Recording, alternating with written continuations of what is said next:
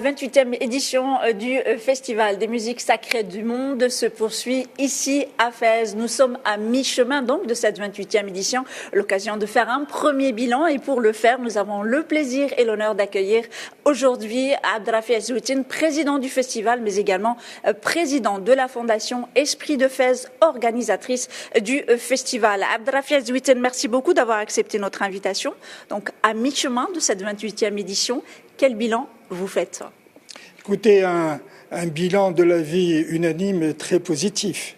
Nous avons eu une ouverture tout à fait exceptionnelle sous la présidence effective de Son Altesse Royale la Princesse Lal Hsna. Au cours justement de cette ouverture, nous avons abordé lors d'une création la thématique Renaissance. Nous avons choisi cette année cette thématique de Renaissance. Pourquoi? C'est parce que la culture connaît une place prépondérante, prioritaire dans le paysage marocain. Et cela est dû aux hautes orientations royales, celle de Sa Majesté le roi Mohamed VI, qui fait de la culture un axe absolument prioritaire. On le voit d'ailleurs, plusieurs monuments anciens ont connu des restaurations, que ce soit les villes impériales, Marrakech, Rabat, Meknès, Fès. Fès dans la Médina, qui est la plus ancienne du monde, plus de 12 siècles, mais également la plus grande, a connu une restauration à l'identique. Donc une thématique à aborder cette renaissance de la culture, mais également nous avons célébré ou rendu un hommage au continent africain. Tout le monde connaît les relations à la fois exceptionnelles, historiques et très fortes entre le royaume du Maroc et le continent africain.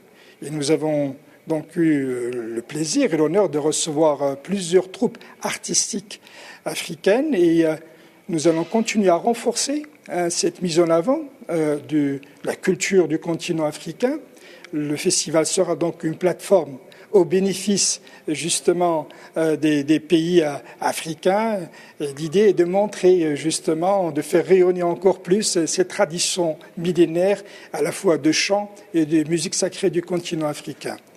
Et enfin, quand on parle de Renaissance, là aussi nous avons célébré, c'était samedi dernier, c'était un clin d'œil justement au jumelage qui a été fait en 1961 entre deux villes à la fois historiques et qui ont joué un rôle fondamental dans la Renaissance culturelle. Il s'agit de Fès et Florence. Un clin d'œil à un jumelage qui a été fait en 1961 sous la présidence effective de Feu Sa Majesté Hassan II. Voilà, donc il y a eu des moments très très forts où les festivaliers ont vécu avec beaucoup d'émotion ce premier week-end, avec également le dimanche. On a eu une prestation tout à fait exceptionnelle d'un ensemble Sophie qui nous est venu d'Istanbul. C'est un des meilleurs. Et là aussi, que ce soit Dikr ou l'Amdah Nabawiya, ça a été vraiment l'occasion pour les festivaliers de vivre des moments tout à fait intenses. Alors, M. Abdrafi Azouitine, donc de l'émotion, beaucoup d'émotions. C'est une tradition dans ce festival. Mais cette année, c'est une émotion en plus, puisque cette 28e édition coïncide avec les 44 ans de la déclaration de Fès comme ville du patrimoine mondial de l'UNESCO. Un clin d'œil, bien sûr, à cet anniversaire qui va être célébré demain. Comment cela va-t-il être traduit sur scène?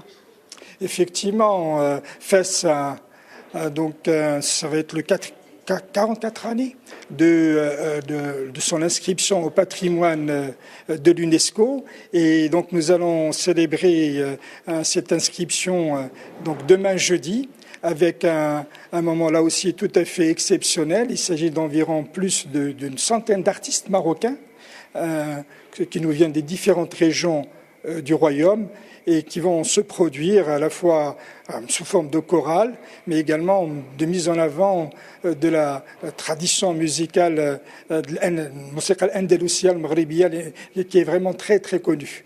Et en parallèle, là aussi c'est une nouveauté, donc chaque fois au niveau du festival nous essayons d'introduire des choses nouvelles, et c'est une action pour mettre en avant des jeunes espoirs issus du conservatoire de la ville de Fès, D'ailleurs, lors de la cérémonie d'ouverture, je voudrais rappeler que Son Altesse Royale, la princesse El Hasna, et ça a été un immense honneur, nous a fait le privilège de remettre ces prix Jeunes Talents aux jeunes espoirs les plus méritants du Conservatoire de la ville de Fès.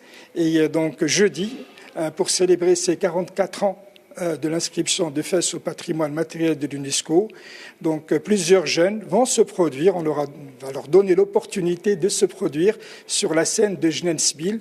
Donc ils font partie intégrante du programme du Festival de Fès des musiques sacrées du monde.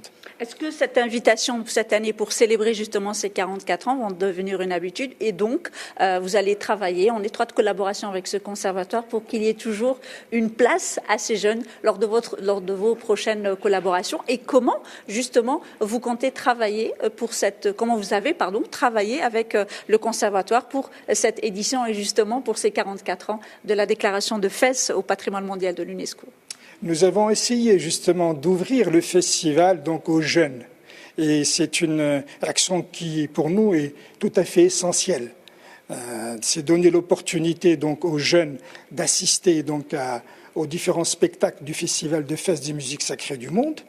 Nous remettons une dotation d'invitation d'ailleurs aux jeunes du conservatoire pour qu'ils viennent assister justement aux différentes prestations musicales, pour qu'ils s'imprègnent. En même temps, nous avons lancé le prix Jeunes Talents et puis également cette possibilité de se produire sur une scène, une des scènes les plus importantes du festival.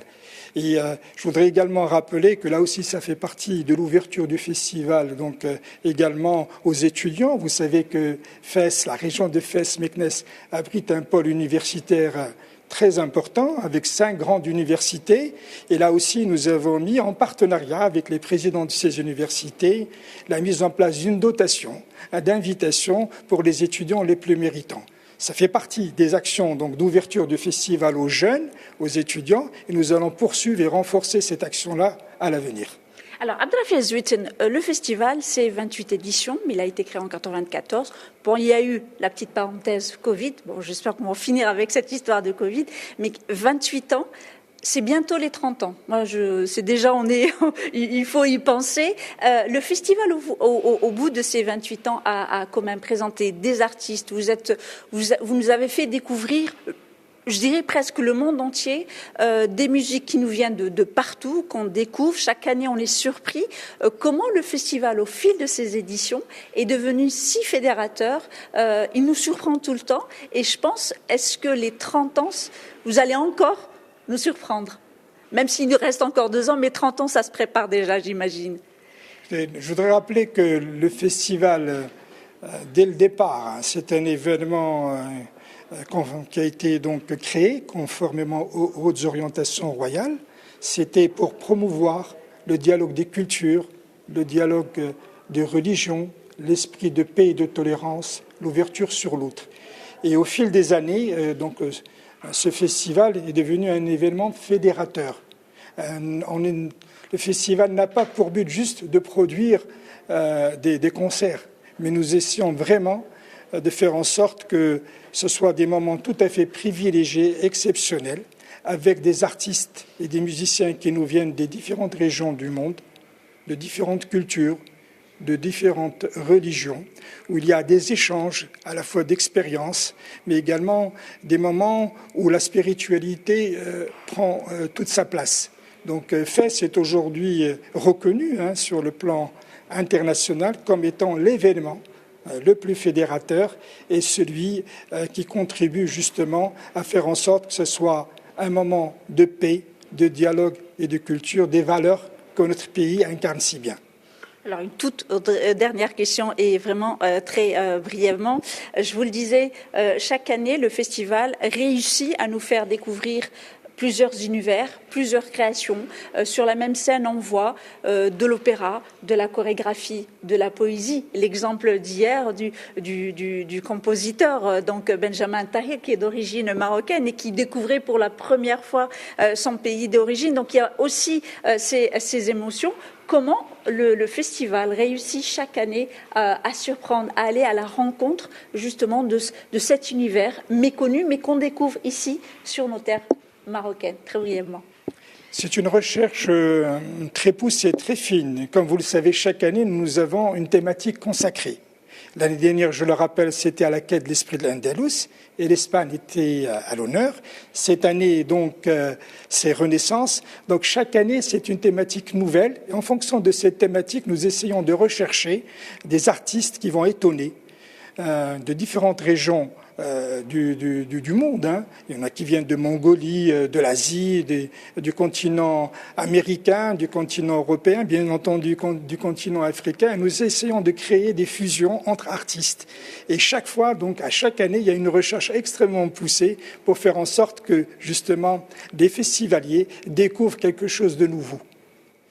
Eh ben, on reste sur ce bel espoir de nouveau et de surprise. Abdrafé Zouiten, merci beaucoup d'avoir accepté notre invitation. Je rappelle que vous êtes le président du festival, mais également le président de la Fondation Esprit de Fès, organisatrice du festival des musiques sacrées du monde, qui, je rappelle, pour cette 28e édition, se poursuit jusqu'au 24 mai.